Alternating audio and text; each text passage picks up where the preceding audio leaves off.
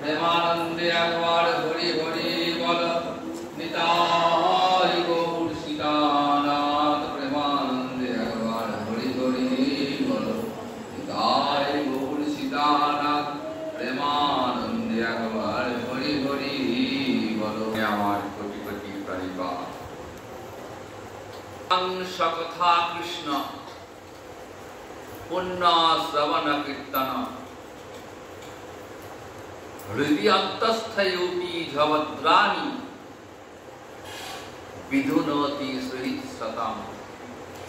নষ্ট প্রায়শু যভদ্রেষু নিত্যং ভগবত সেবয়া ভগবত উত্তম শ্লোকে ভক্তির ভবতি নৈষ্ঠিকি।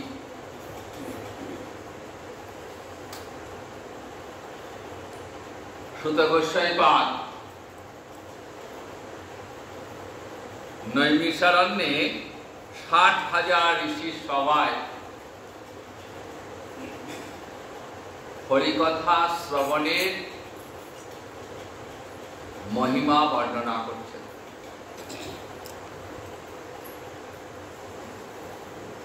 হরিকথা শ্রীমদ্ ভাগবত কথা শ্রবণ করলে কি হয়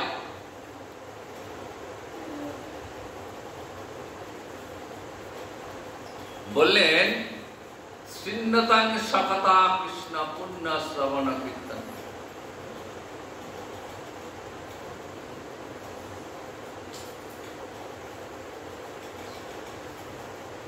হরিকথা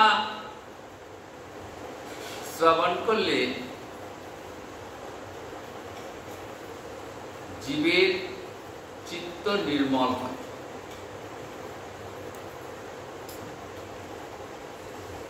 আর চিত্ত নির্মল না হলে কোন সাধনই ফলদায়ক হয় না। আমি যে সাধনই করি না কেন, সর্বাগ্রে প্রয়োজন হৃদয়টাকে পরিষ্কার করা, চিত্তটাকে নির্মল। আর এই চিত্ত নির্মল কেমন করে হবে বললেন, শৃণ্যতাং সকথা কৃষ্ণ পুণ্য শ্রবণ। হরিকথা শ্রবণ এবং কীর্তনেই চিত্তের সমস্ত মল দূরীভূত। কেন না, হরিকথা যেখানেই হয় কৃষ্ণ কথা যেখানেই হয় সেখানেই ভগবান শ্রীহরি নিজে উপস্থিত হয়। শৃণ্যতাং সকথা, নিজের কথা শ্রবণ করবেন। সেই জন্য গৃহ হোক, মন্দিরে হোক, মঠে হোক, গুণীজনের সভায় হোক, সাধু সভায় হোক, সর্বত্রই ভগবান শ্রীহরি তিনি নিজে উপস্থিত। কারণ তিনি নিজে সেই কথা আস্বাদন করবেন।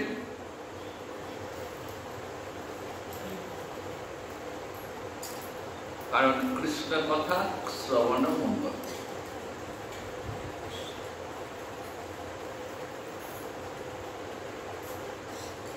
গোপীরা বলছেন ভগবানকে যে, হে গোবিন্দ, তোমার কথায় জগতের মঙ্গল। যারা তোমার কথা নেয়, যারা তোমার কথা শ্রবণ করে, তাদের কি মঙ্গল হয়। তাই কৃষ্ণ কথা শ্রবণ। কবিরাজ গোস্বামী পাদ বললেন শুনিলেই হয় বড় কি, শুধু কানে শুনলেই কি উপকার। শ্রবণের এমন মহিমা যে কৃষ্ণ কথার আসরে, হরি কথার আসরে শুধু কানটা পেতে, এই কান দিয়ে যে কথাটি প্রবেশ করবে কথা রূপে স্বয়ং ভগবান হৃদয় মাঝে প্রবেশ করে। কারণ তিনি যখন আসছেন, তিনি কেমন করে আসছেন? তিনি এই কথার মধ্য দিয়ে জীবের হৃদয় মাঝে প্রবেশ করে যান।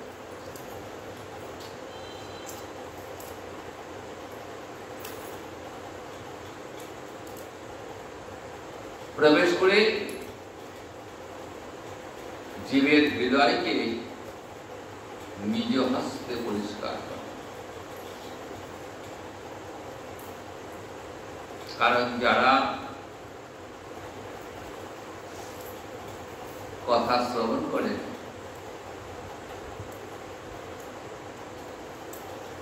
তারা ভগবানের অত্যন্ত প্রিয় হন। তাই ভগবান কথা শ্রবণকারীর হৃদয়ে প্রবেশ করে কোনো বাজ বিচার করেন না।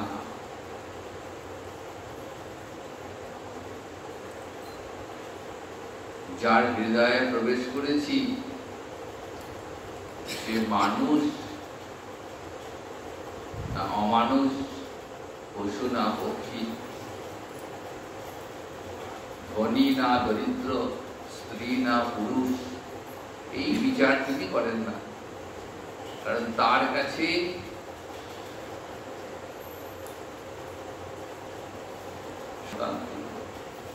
যে যে তার কথা শ্রবণ করে তার তিনি প্রিয় হয়ে যান, আর তাই নিজ হস্তে এই মনোমল দূর করে দেয়। নষ্ট প্রায়শু, তাই নষ্ট প্রায়শু বললেন কেন? বললেন প্রায় নষ্ট হয়ে যায়। কৃষ্ণ কথা শ্রবণে কি হয়? চিত্তের যে মল, চিত্তের যে কামনা বাসনাগুলি থাকে, এই কৃষ্ণ কথা শ্রবণে সেগুলো প্রায় দূর হয়ে যায়। নষ্ট প্রায়শু, আর থাকে না বললেই চলে। শুনতে শুনতে সাধক হয়ে যান, জাত রতির স্তরে পৌঁছে যান, আর তখনই উত্তম শ্লোক ভগবান শ্রীহরির চরণে নিশ্চলা ভক্তি লাভ হয়ে যায়। তাই ভক্তির ভবতি নৈষ্ঠ, সাধকের আর পতন হবার ভয় থাকে না। অন্যান্য সাধনে পতন হয়ে যাওয়ার ভয় থাকে,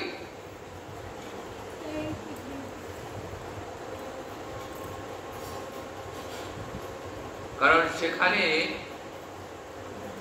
চিত্তে কোথাও না কোথাও বাসনা কামনাগুলো লুকিয়ে থাকে এবং সেই কামনা বাসনা যে কোনো মুহূর্তে জেগে উঠতে পারে। কিন্তু কৃষ্ণ কথা শ্রবণের এমনই ফল যে শুনতে শুনতে ভক্তির ভবতি, হৃদয়ে হরিভক্তি জাগ্রত হয়, প্রবেশ করে, আর সাধক তখন রতির স্তরে পৌঁছে যায়।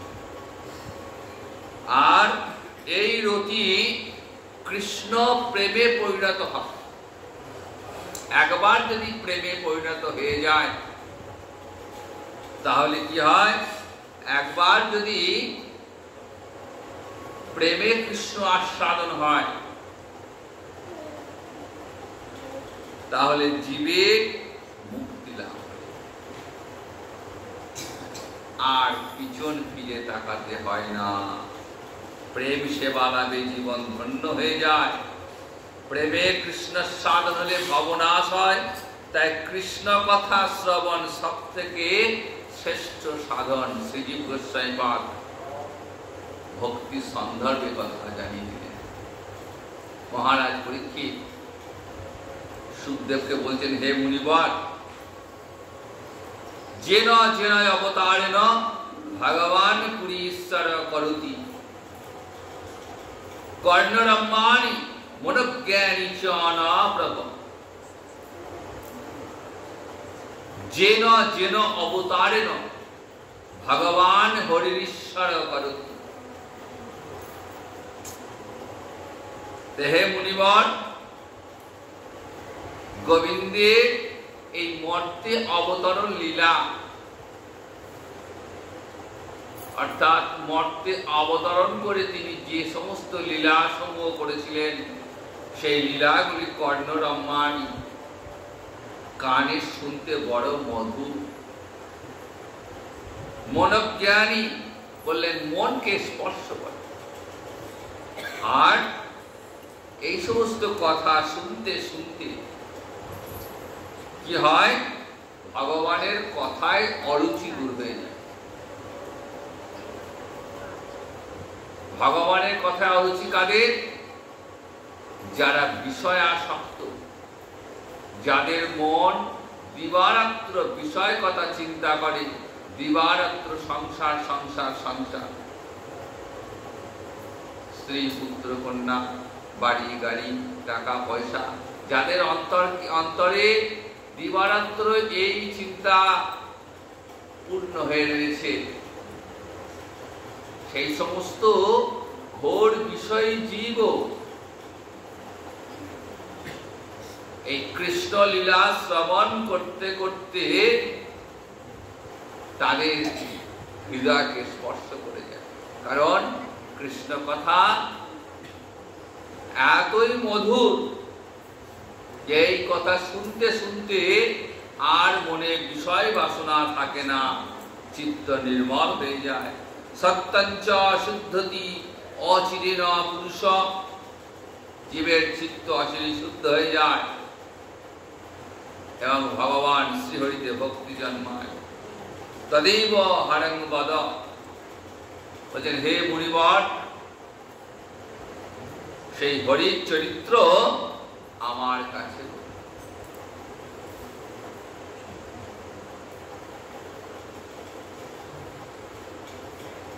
মহারাজ পরীক্ষিত সুখদেবের কাছ থেকে সেই উত্তম শ্লোক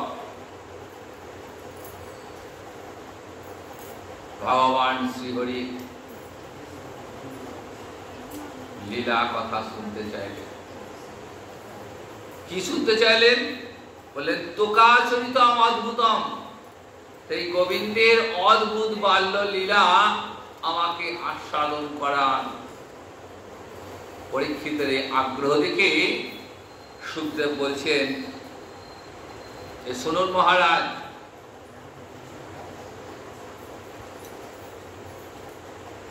জন্মলীলা বর্ণনা করেছেন।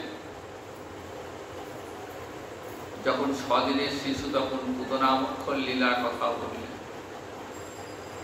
এসব শুনে পরীক্ষিতের মন আরো আকৃষ্ট, তিনি আরো শুনতে আগ্রহী হলেন।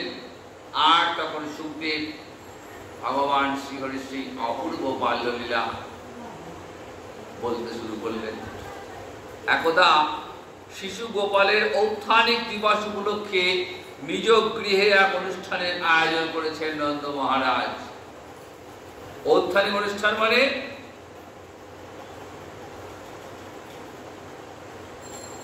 শিশু পাশ ফিরতে শিখেছে।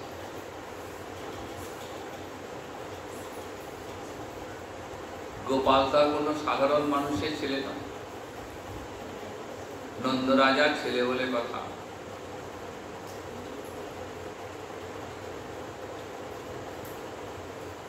গোপালের পাশ ফেরা উপলক্ষে নন্দ রাজার গৃহে একটা অনুষ্ঠান হচ্ছে।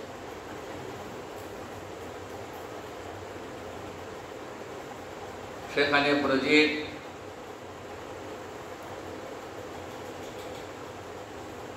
বহু মানুষ নিমন্ত্রিত হয়েছেন। গোপরমণিগণ মা যশোদার গৃহে উপস্থিত হয়েছেন আর গোপালের জন্য নানাবিধ উপহার নিয়ে এসেছেন। ব্রাহ্মণগণ বেদ মন্ত্র উচ্চারণ করে গোপালকে অভিষেক করেছেন। মা যশোদা ব্রাহ্মণগণকে অন্নাদি ভোজ্য বস্ত্রমাল্য এবং বহু গোদান দান করলেন। অন্ন, বস্ত্র এবং গোধন দান করেছেন। অনুষ্ঠান চলছে, আনন্দানুষ্ঠান চলছে, নৃত্য গীত হচ্ছে। মা গোপালকে কোলে নিয়ে দাঁড়িয়ে সব দেখছেন, অতিথিদের আপ্যায়ন করছেন। অতিথিদের মা যশোদার অঙ্গনে একটা গো শকট থাকতো, গরুর গাড়ি। এই গরুর গাড়িটা শুধু মা যশোদার জন্যই ছিল। তিনি এই গরুর গাড়ি করে যাওয়া আসা করতেন।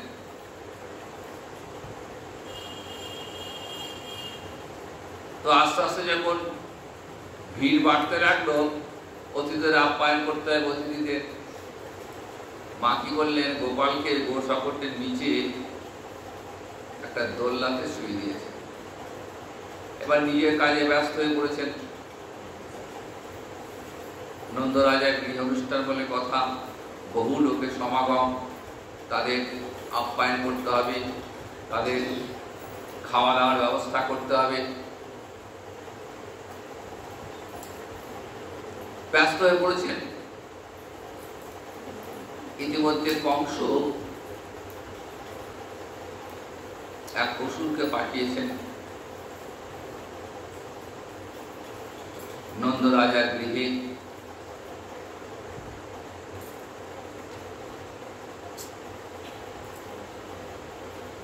সেই অসুরটা ভয়ঙ্কর অসুর, কিন্তু তিনি অদৃশ্য হয়ে এসছেন, তাকে দেখা যাচ্ছে না। গরুর গাড়ির উপরে চেপে বসেছেন।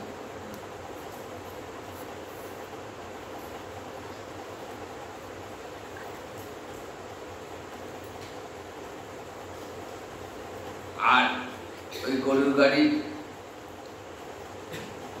নিচে দোলনাতে গোপাল দুলছে। গোপাল কিন্তু বুঝতে পেরেছেন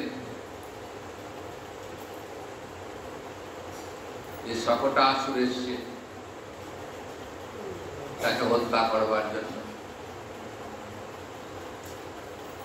অসুরটা কি করছে, চাকা দুটোকে জোরে চাপ দিয়ে মাটির ভেতরে প্রবেশ করিয়ে দিয়েছে। ভাবছে যে আমি চাপে এমন চাপ দেব যে গোপাল একদম মাটিতে মিশে যাবে, কেউ জানতেই পারবে।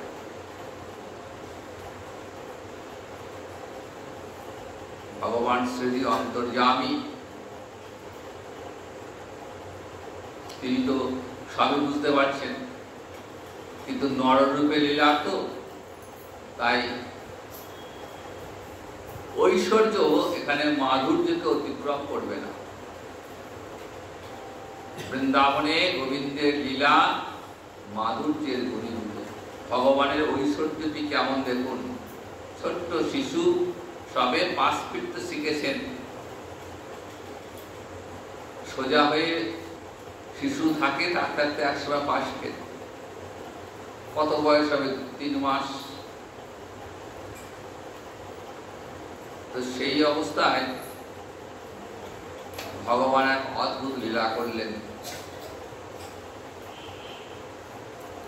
কেমন লীলা, না তিনি মাতৃদুগ্ধ পান করবেন, স্তন্যপানের ইচ্ছা জেগেছে, তাই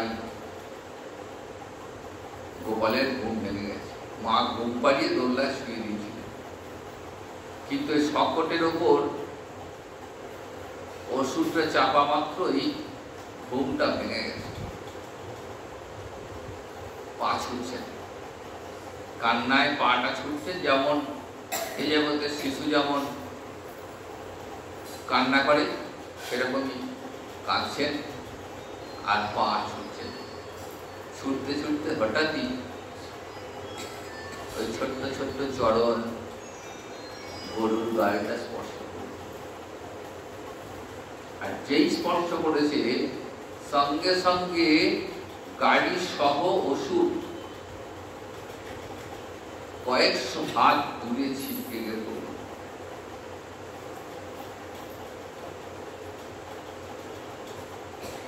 ভয়ঙ্কর পতন, বিশাল আওয়াজ করে প্রথমে অনেক উঁচু উঠে গেল গাড়িটা,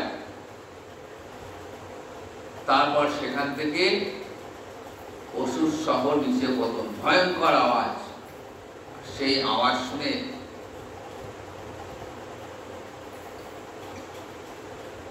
যারা তখন আনন্দ করছিলেন, নৃত্য গীত করছিলেন, উপস্থিত অতিথিবৃন্দ, গোপীগণ সবাই ছুটতে ছুটতে গেলেন। কি হলো? মা ছুটতে ছুটতে এসছেন। কিসের আওয়াজ হলো? মায়ের অন্তরে সর্বদাই ভয়, মায়ের যাই করুক না কেন, মায়ের অন্তরে দিবারাত্র শুধু গোপালের মঙ্গল কামনা। দিবারাত্র নারায়ণকে ডাকেন, গুরুদেবের চরণে স্মরণ করেন যে আমার কত কষ্টের ধন, কত তপস্যা করেছি নারায়ণের কাছে, গুরুদেবতার কাছে, তবে না আমি আমার গোপালকে পেয়েছি। এর আগে পুতনাকে দেখেছেন, তাই মায়ের অন্তরে বড় ভয় যে আমার গোপালের উপর আমার যদি কোনো অমঙ্গলের ছায়া নেমে আসে। আর ঠিক তখনই ভয়ঙ্কর আওয়াজ এবং ভয়ঙ্কর পতন, অসুরের আসল রূপটা বেরিয়ে পড়েছে। গরুর গাড়ি ভেঙে চুরমার, আর অসুর মাটিতে পড়ে যাচ্ছে। গোপাল কিন্তু যেমনকার তেমনি রয়েছেন, এতটুকু কিছু ক্ষতি হয় না। মা ছুটতে ছুটতে গোপালকে কোলে তুলে নিয়েছে।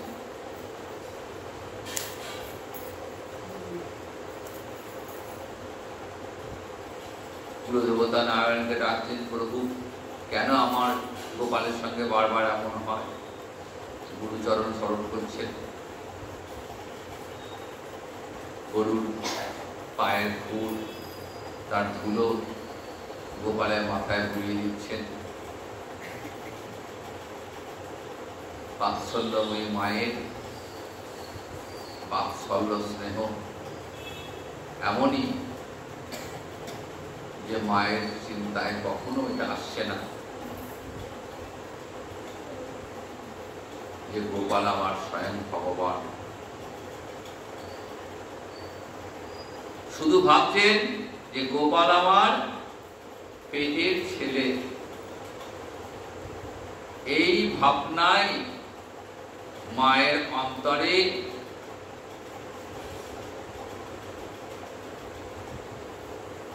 বেদনা, দুঃখ, যে কেন আমার ছেলের সঙ্গে বারবার এমন হচ্ছে, আমি কি অপরাধ করেছি। ব্রজের সবাই দেখছেন ভয়ঙ্কর সেই সংকট আসবে, সবাই বলছে ঠিক হয়েছে, এই অসুরের এমন হওয়াই দরকার। কিন্তু কি করে হলো কেউ আর বুঝতে পারছে না। যারা ছোট ছোট বালক খেলছিল ওই গোপালের কাছে, তাদেরকে জিজ্ঞাসা করছে, হ্যাঁ রে তোরা তো ছিলিস? বলছে হ্যাঁ আমরা দেখলাম তো গোপাল পা ছুটছিল। গোপাল পা ছুটল আর সঙ্গে সঙ্গে গাড়িটা উঠে গেল উপরে। দুধ তাই হয় নাকি? মা হাসছেন, নন্দ যশোদা নন্দরাজ হাসছেন, গোপীরা ওকে বিশ্বাস করছেন না। বিশ্বাস করার কথাই নয়, কারণ ভগবানের তো এখানে অপূর্ব নররূপে লীলা, মাধুর্যের ভূমি বৃন্দাবন, সেখানে শুধু মাধুর্যের স্থান। বাৎসল্যময়ী মায়ের অন্তরে যেন কখনোই এই ভাবনা না আসে যে স্বয়ং ভগবান শ্রীহরি তার গৃহে এসেছেন, খালি তো ঐশ্বর্যের ভাব চলে আসবে। কিন্তু ভগবান এখানে নররূপে ওই বাৎসল্য স্নেহ, বাৎসল্য রস আস্বাদন করতে এসছেন তো। তাই মা ঐশ্বর্য দেখেও কিন্তু কখনো মায়ের অন্তরে এই ভাবনা কখনো জাগ্রত হয় না যে আমার গোপাল ভগবান। তাই বলছেন যে না না, গোপালের পায়ের লাথিতে কখনো ওরকম গাড়িটা উপরে উঠতে পারে? এ হতেই পারে। যাই হোক, গোপালকে ঘরে নিয়ে এসে মা স্তন্য পান করালেন। গোপাল ঘুমিয়ে গেল। অতিথি অভ্যর্থনা করলেন। এর কিছুদিন পর গোপালকে নিয়ে মা উঠোনে দাঁড়িয়ে আছেন। আকাশে পাখি উড়ে যাচ্ছে, পাখি দেখাচ্ছে, ওই দেখো পাখি। পাখি উঠছে দেখে গোপালের ইচ্ছা হলো আমিও আকাশে উড়ব। শিশু গোপাল, কিন্তু শিশু হলে কি হবে? তিনি তো এই অনন্ত কোটি ব্রহ্মাণ্ডের নিয়ন্ত্রক। তার ইচ্ছা ছাড়া গাছের একটি পাতা পর্যন্ত নড়ে না। কাজে তিনি যা ইচ্ছা করবেন সেটাই হবে। আমাদের মতো সাধারণ মানুষের যেমন ইচ্ছায় তেমন আমরা কাজ করতে পারি না, কিন্তু ভগবানের ক্ষেত্রে তো এমন তো হয় না। ভগবান যখন যা ইচ্ছা করেন তখন সেটাই হয়, কারণ তিনি হলেন আপ্তকাম পূর্ণকাম। তিনি যখন যা ইচ্ছা করেন সেটার সঙ্গে সঙ্গে তা পূর্ণ হয়। তাই শাস্ত্র বলছেন আপন ইচ্ছায় জীব কোটি বাঞ্ছা করে, কৃষ্ণের যে ইচ্ছা হয় সেই ফল করে।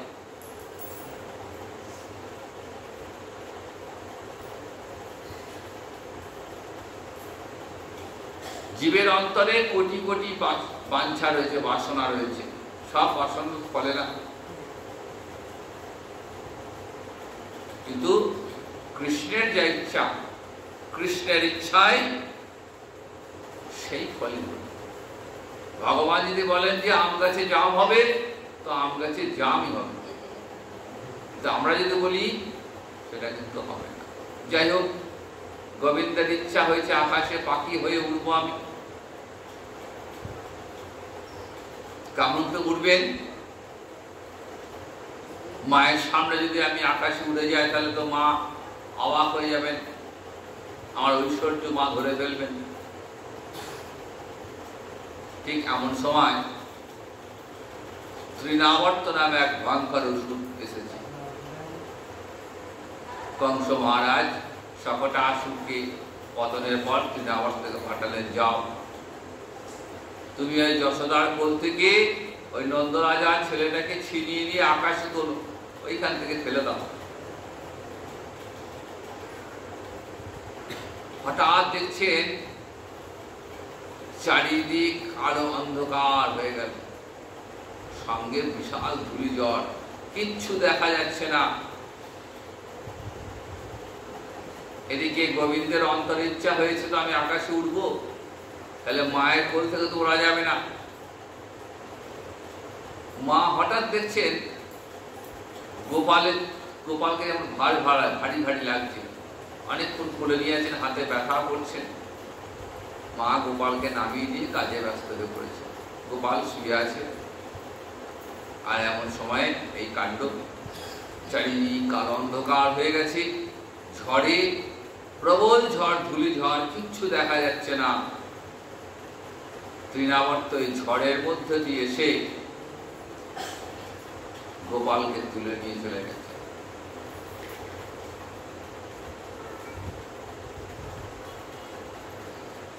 চারিদিকে ব্রজে ছুটোছুটি লেগে গেছে, কেউ কাউকে দেখতে পাচ্ছে না, ভয়ঙ্কর ঝড়, চিৎকার চেঁচামেচি। মা ছুটে এসছেন, আমার গোপাল কোথায়?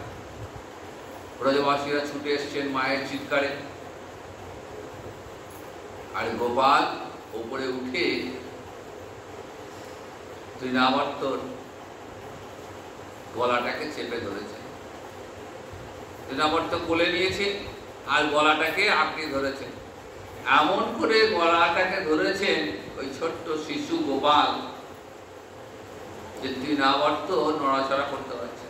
মনে মনে ভাবছেন গলাটা ছাড়লেই বাঁচি। এ আবার কিরকম শিশু,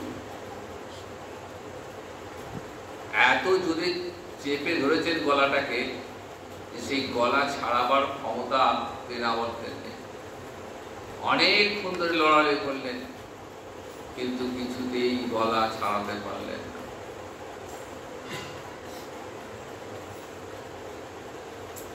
একটা সময় তৃণাবর্তের গলাটাকে ভগবান এমন টিপে ধরেছেন যে তৃণাবর্তের দেহ থেকে প্রাণটা বেরিয়ে গেল। আর যাহা তো বেরিয়ে গেল, সঙ্গে সঙ্গে ভয়ঙ্কর পতন। অনেক উপরে উঠে গেছিলেন, সেইখান থেকে নিচে পড়েছে তো বিশাল আওয়াজ, দেহটা খণ্ড বিখণ্ড হয়ে গেছে। আর গোপাল কিন্তু সে গলা ছাড়েনি, গলা যেমন কাঠ তেমনি গলা জড়িয়ে ধরে রয়েছে, যেন কিছুই হয়নি, কিছুই জানে না। চারিদিক পরিষ্কার হয়ে গেছে, আর ঝড় নেই। মা ছুটে গিয়ে গোপাল কোলে তুলে নিয়েছে।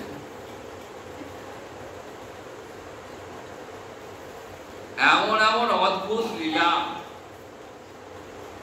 সেই লীলার মাধুর্যে ব্রহ্মাদি দেবগণ পর্যন্ত মগ্ন রয়েছে। মহারাজ পরীক্ষিত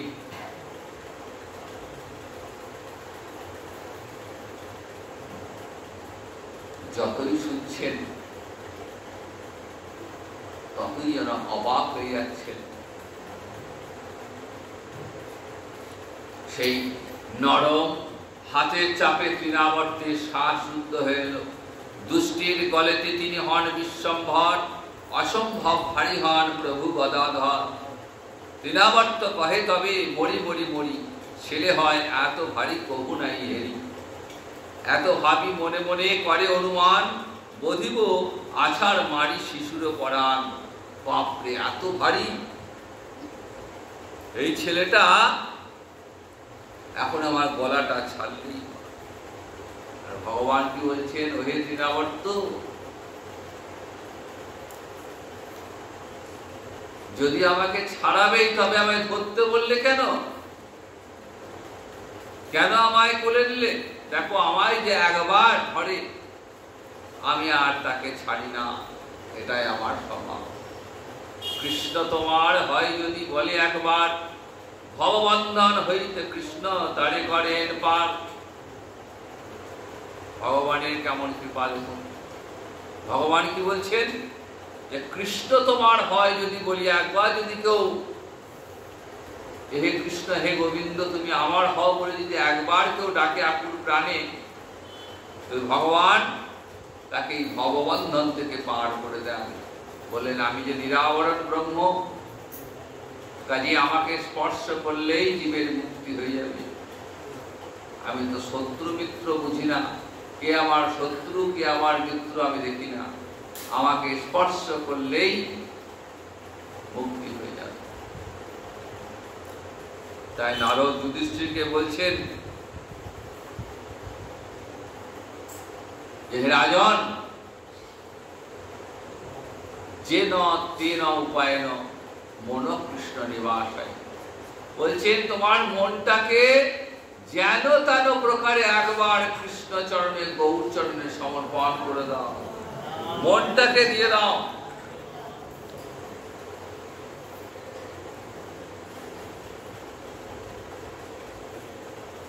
ওই দিন ছিল তৃণাবর্তের মুক্তি। তৃণাবর্ত কে ছিলেন? তৃণাবর্ত ছিলেন এক গন্ধর্ব, তিনি ছিলেন এক অসুরের দেবতা।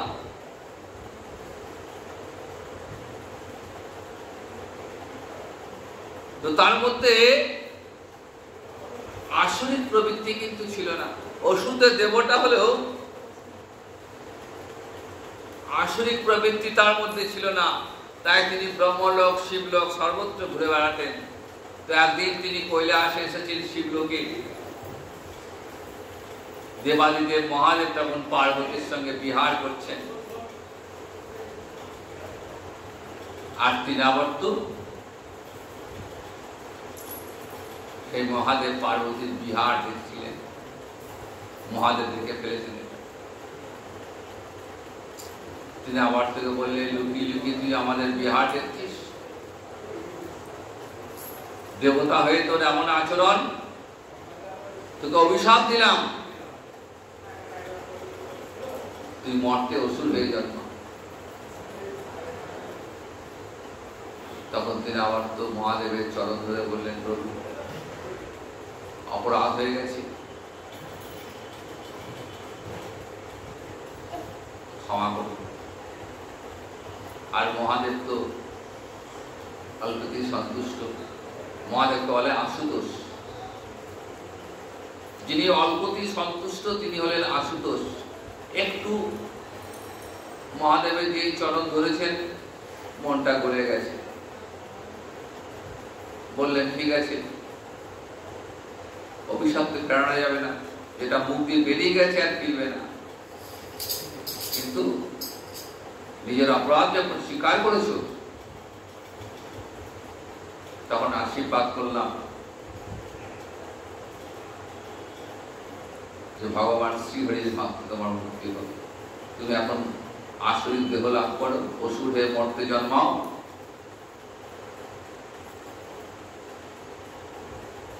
যখন ভগবান শ্রীহরি বৃন্দাবনে লীলা বিহার করবেন, এই সময় কৃষ্ণের হাতে তোমার মুক্তি হবে। তো সেই মহাদেবের অভিশাপ তো, মহাদেব পৃথিবীতে 12 জন বৈষ্ণবের মধ্যে অন্যতম মহাদেব, গোবিন্দের প্রিয়তম ভক্ত। তাই ভক্তের বাক্যকে রক্ষা করবার জন্য, ভক্তের বাক্যকে সত্য করবার জন্য ভগবান শ্রীহরি তৃণাবর্তকে উদ্ধার করলেন। তৃণাবর্তের মৃত্যু হলো কার হাতে? স্বয়ং ভগবানের হাতে। ভগবানের একটি নাম হলো পতারি গতিদায়ক, অর্থাৎ ভগবানের হাতে যার মৃত্যু হয় তার আর পুনর্জন্ম হয় না, তার পরম গতি লাভ হয়ে যায়। সেই তৃণাবর্তের মুক্তির দিন ছিল।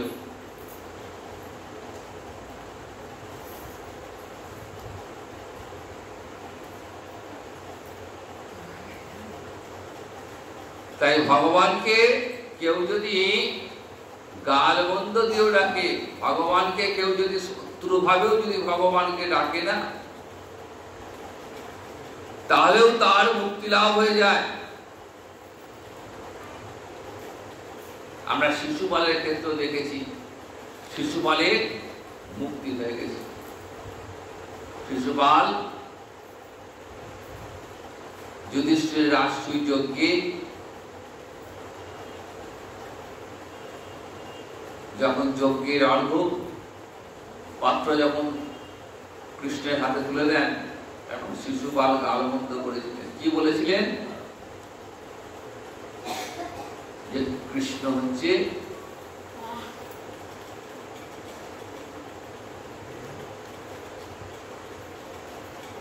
চোর, তার জন্মের ঠিক নেই।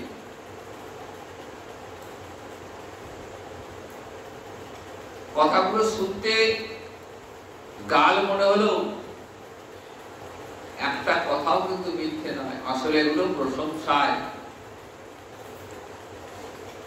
বললেন জন্মের ঠিক নেই, ভগবান তো অজ, ভগবানের তো জন্মই হয় না।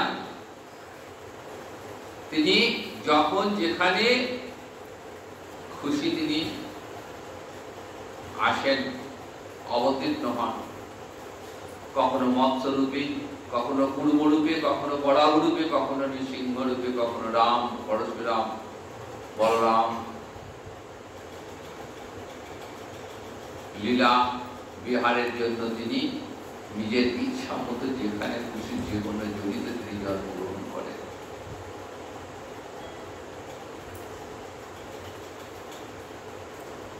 তিনি চোরও বটেন, তিনি জীবের হৃদয় চুরি করেন, তিনি বৃন্দাবনের গোপীদের হৃদয় চুরি করেছিলেন। তিনি মনোজোড়া, তার কথা একবার যে ভাবে, তার কথা একবার যে চিন্তা করে, তিনি তার হয়ে যান। শিশুপালের অভিশাপ ছিল যে 100টা অপরাধ ক্ষমা করবেন। শিশুপালের মাকে কথা দিয়েছিলেন কৃষ্ণ। যখন শিশুপাল জন্মগ্রহণ করেন তখন 3টে হাত আর 4টে হাত আর 3টে চোখ নিয়ে জন্মেছিলেন। দৈববাণী হয়েছিল যে যার কোলে বসলে এই শিশু বাবার স্বাভাবিক অবস্থায় ফিরে আসবে, অর্থাৎ 2টো হাত এবং 1টা চোখ বিলুপ্ত হয়ে যাবে, তার হাতেই এর মৃত্যু হবে। শিশুপালের মা বিভিন্ন রাজার কোলে বসিয়েছিলেন ছেলেকে, এবং যখন ভগবান শ্রীকৃষ্ণের কোলে দ্বারকাধিপতি কৃষ্ণের কোলে যখন দিয়েছিলেন, কৃষ্ণ শিশুপালের মা হচ্ছে সম্পর্কে শ্রীকৃষ্ণের পিসিমা। তা দ্বারকা থেকে কৃষ্ণকে আনিয়েছিলেন, আনিয়ে শিশুপালকে যে করে দিলেন, সঙ্গে সঙ্গে 2টো হাত 1টা চোখ দেওয়া হয়ে গেল। মা সেদিন বুঝতে পেরেছিলেন যে কৃষ্ণের হাতে আমার পুত্রের মৃত্যু। তাই কৃষ্ণকে হাত দুটো ধরে বলেছিলেন, দেখ বাবা, তুই কথা দে তুই আমার ছেলেকে হত্যা করবি না। বললেন, পিসিমা, তোমায় কথা দিলাম তোমার এই পুত্রের 100টা অপরাধ আমি ক্ষমা করব। ভীম যেটা জানতেন, তাই রাজসূয় যজ্ঞে যখন ঘরে আসরে যখন শিশুপাল গাল বন্ধ করছেন, আর ভীম তাকে উৎসাহ দিচ্ছে শিশুপালকে, বলো বলো আরো বলো, যত খুশি বলো। বলতে বলতে বলতে বলতে যে 100টা অপরাধ পার হয়ে গেছে, 101তম অপরাধ যে হয়েছে, কৃষ্ণের সুদর্শন চক্র গিয়ে শিশুপালের দেহ থেকে মুন্ডুটাকে আলাদা করে দিয়েছে। শুধু তাই নয়, সবাই অবাক হয়ে দেখলেন শিশুপালের আত্মাটা গোবিন্দের চরণকে প্রদক্ষিণ করে চরণে বিলীন হয়ে গেল। তাই কৃষ্ণকে গাল দিয়েও কিন্তু মুক্তি লাভ হয়। বলছেন, আমাকে যেমন করে পারে একবার ডাকো, ডাকলেই সাড়া দেবে, কিন্তু সেই ডাকাটা যেন অন্তর।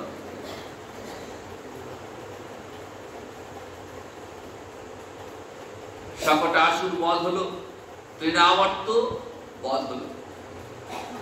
ভগবানের এই অপূর্ব বাল্যলীলা মহারাজ পরীক্ষিত আস্বাদন করছেন। যত আস্বাদন করছেন ততই যেন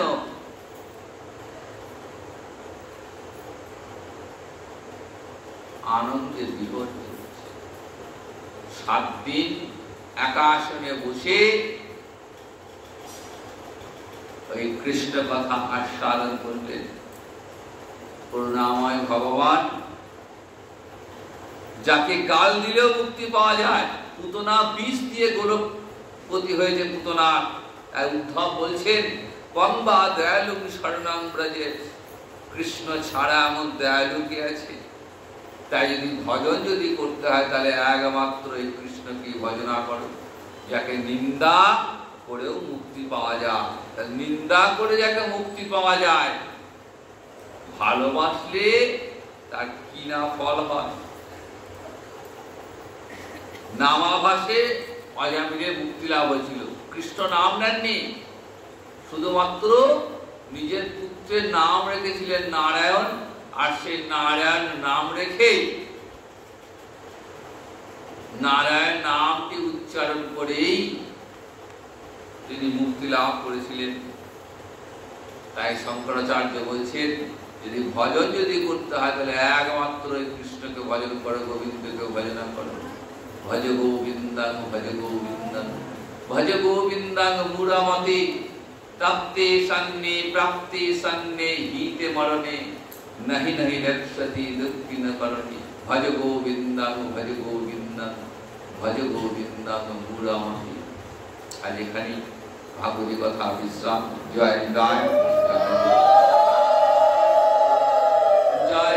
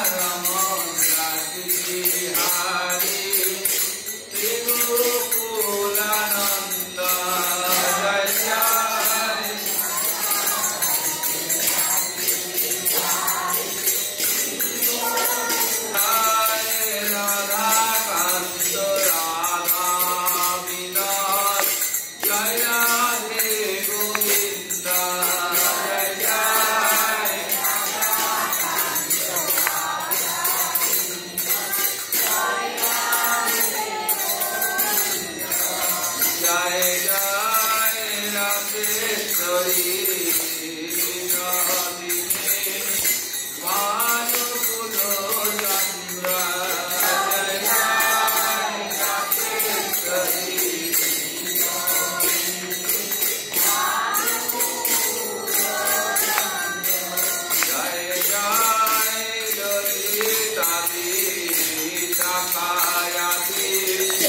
যত